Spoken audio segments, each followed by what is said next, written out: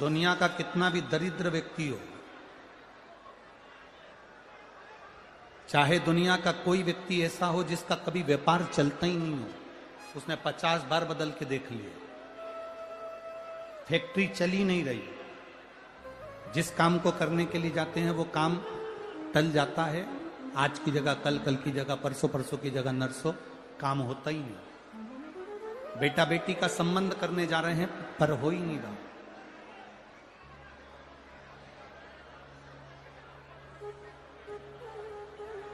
कितना भी दरिद्र से दरिद्र व्यक्ति हो, कितना भी दीन से दीन व्यक्ति हो, एक नियम वो अगर अपनी जिंदगी में बना ले, प्रदोष काल में, प्रदोष के समय पर बेलपत्री के वृक्ष के नीचे एक बार जाकर नमन करना और प्रदोष काल में शंकर भगवान के मंदिर में दिया लगाना, ये दो चीजें अगर वो 3 महीना भी लगातार कर ले तो उसके जीवन में कभी कोई समस्या आ ही नहीं सकती, कोई दुख आ ही नहीं सकता। एक नियम बना दो, जब कोई कहते तुम्हारे जीवन में कष्ट ही कष्ट है, तब एक काम चालू करो, शिव की आराधना।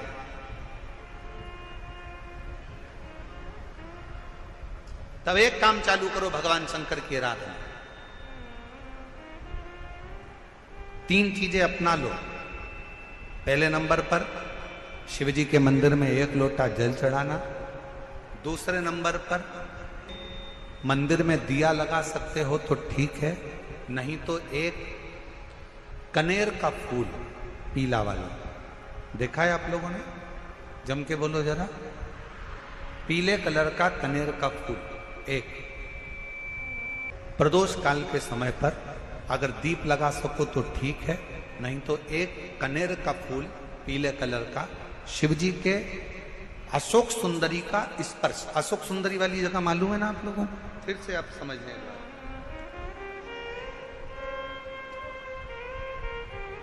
ये शिवलिंग, जलाधारी, ये चरण, राइट में गणेश जी, लेफ्ट में कार्तिकेय जी, मध्य भाग में जो एक मोटी सी लाइन होती है वो अशोक सुंदरी का स्थान होता है। जहां पर शिवलिंग रखा हुआ है ये पार्वती जी का हस्त कमल। शिवलिंग के ऊपर जो कलश में से एक एक बूंद पानी गिरता है वो शंकर जी की 5 लड़कियां, जया, विषहरा, शामली बारी, दौतली, देव। शिव जी के 6ठे नंबर की लड़की अशोक सुंदरी मध्य भाग में। जब एक कनेर का फूल प्रदोष काल में अशोक सुंदरी वाली जगह पर स्पर्श कराकर शिव जी को समर्पित करना। 3 क्रम है, अगर बन सके तो करो। पहला 1 लोटा जल चढ़ाना। दूसरे नंबर पर अगर बहुत ज्यादा तकलीफ की जिंदगी चल रही हो, बहुत कष्टमय जीवन चल रहा हो और सब ने कह दिया कि तुम्हारी किस्मत में तो धक्के ही लिखे हैं, केवल आप धक्के ही खाओगे, तो एक कनेर का पुष्प प्रदोष काल में अशोक सुंदरी का स्पर्श कराकर शिवलिंग पर चढ़ाओ और शिव की आराधना और दिल से बाबा को पुकारते रहो, श्री शिवाय नमस्तुभ्यं, श्री शिवाय नमस्तुभ्यं। और मेरी जीजियों, मेरे जीजाओं, मेरी बेटियों, बेटाओं, मेरी माताओं, एक बात और आपसे कहना चाहूंगा। जब आप पशुपतिनाथ का व्रत करो ना, पशुपति व्रत को अगर आप धारण करो, या सोमवार का व्रत करो, या शिवरात्रि का व्रत करो, या प्रदोष का व्रत करो, या आप शंकर जी के मंदिर में जाकर कोई उपास, कोई व्रत, कोई पूजन कर रहे हो ना,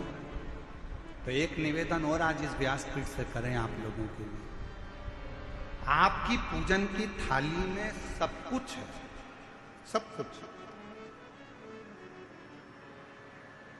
और जो आपके पास में बैठकर पूजन कर रही है उसकी थाली में अगर कोई कमी रह गई है ना, तो शिव महापुराण ये भी कहती है कि शंकर के सामने बैठकर किसी की पूजन की थाली में भी कमी मत देखो, बन सके अपनी पूजन की थाली में से थोड़ा सा सामान उसकी थाली में रख दो, प्रयास करना कि वो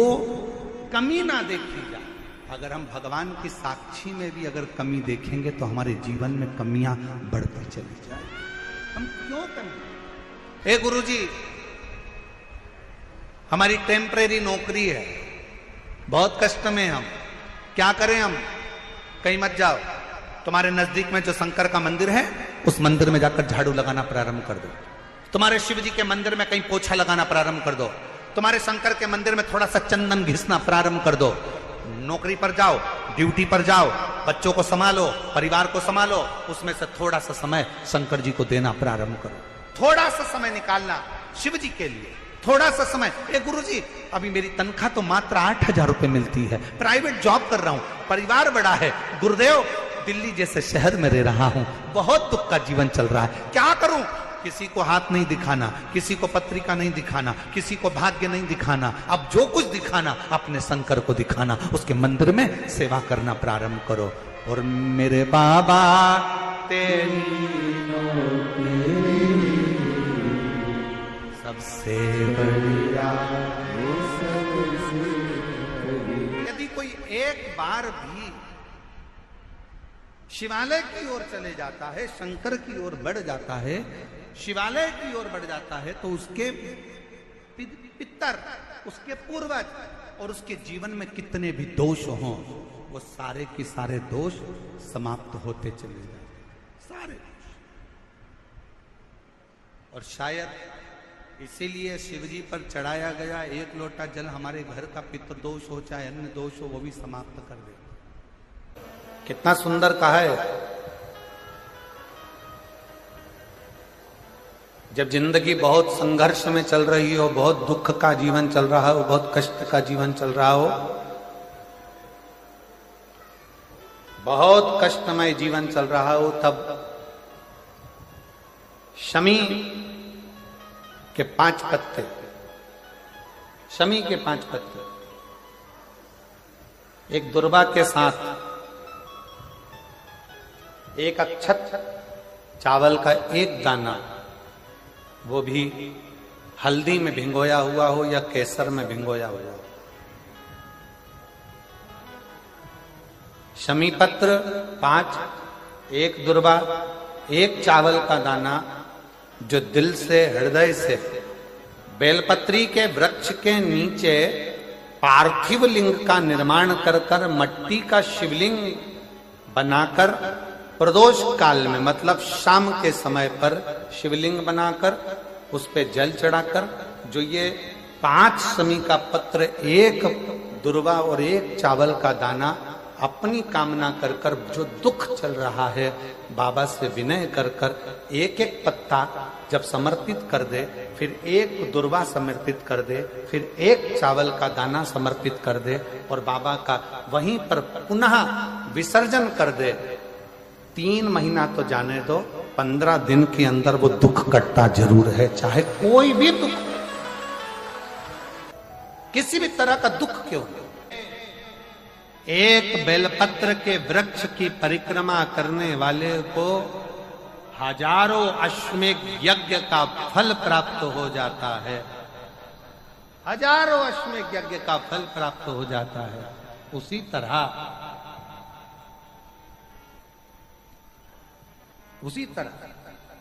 एक पार्थिव लिंग का निर्माण करने वाले को, मिट्टी का शिवलिंग का निर्माण कर कर पूजन करने वालों को 12 ज्योतिर्लिंग के शिवलिंग के दर्शन का पुण्य फल प्राप्त। बहुत ध्यान लगाकर सुनिएगा। एक बेलपत्री और उस बेलपत्री में एक चंदन की बिंदी और एक अक्षत का दाना मात्र